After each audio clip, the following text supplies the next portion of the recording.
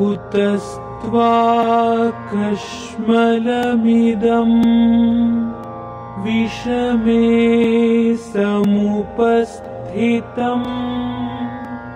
अनार्यजुष्टमस्वर्ग्यम् अकीर्तिकरमर्जुन।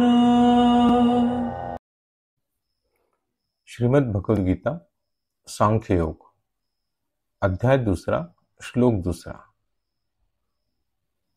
भगवान श्री कृष्ण अर्जुन से कहते हैं, हे अर्जुन, यह तुम पे कैसा मोह छाया है। ये तुम्हें शोभा नहीं देता। ये न स्वर्ग को पाने वाला है न यश देने वाला है। इसका आध्यात्मिक मीनिंग, स्पिरिचुअल मीनिंग मैंने डिकोड किया है। ये श्लोक मन की दुविधा और अज्ञानता को दर्शाता है। अर्जुन युद्ध के मैदान में हार मानकर भागने की सोच रहा था, जो कायरता और अधर्म का प्रतीक है। श्री कृष्ण उसे समझाते हैं, मोह, अटैचमेंट और भय, फियर, व्यक्ति को उसके कर्तव्य धर्म से भटका देता है। इसमें स्पिरिचुअल मीनिंग क्या है, स्पिरिचुअल संदेश क्या है? जीवन में चैलेंजेस तो आएंगे ही, लेकिन हमें हार कर या मोह में पड़कर अपना कर्तव्य नहीं छोड़ना चाहिए।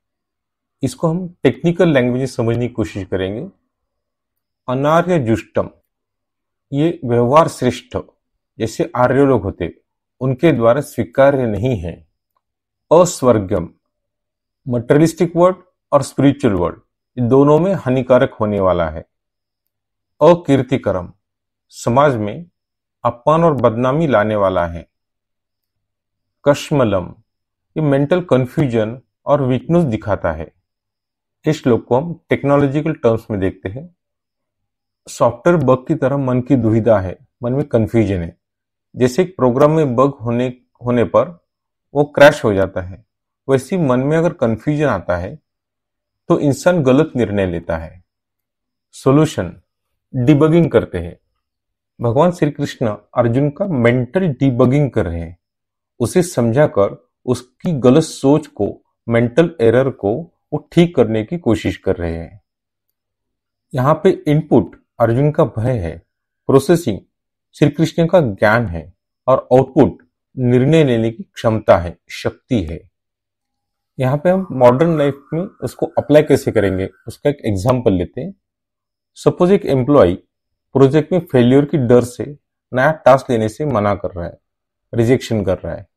तो श्री कृष्ण का संदेश क्या है? प्रॉब्लम्स तो आएंगे, चैलेंजेस तो आएंगे ही, लेकिन उससे भागना नहीं है। अगर उससे भागते हो तो आपकी करियर को रुक जाएगी।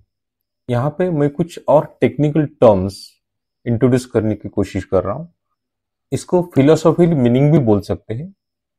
कश्मलम, mental fog arises from the imbalance between buddhi, intellect, and manas, emotions. Vismay, in critical moments. Vismay means in critical moments. In leadership or action, timing is essential. Right action in wrong timing is equal to inaction. In technical Sankhya terms, this shloka is called for buddhi yoga, intellect guided action. Buddhi Yoga means intellectually guided action rather than becoming a slave to fluctuating emotions, rajas and tamas. What is the lesson from this shloka? Krishna says, from where has this emotional weakness come when you are born to lead? This is not leadership, it's confusion. It won't bring any good karma or success. Only bad reputation comes with this attitude. Let me explain this shloka as a technical metaphor. Imagine you are running a machine learning system, or Arjuna, trained to perform high level classification tasks, dharma. Suddenly, when facing a tough data set, a battle, it freezes due to noisy input. Klashma.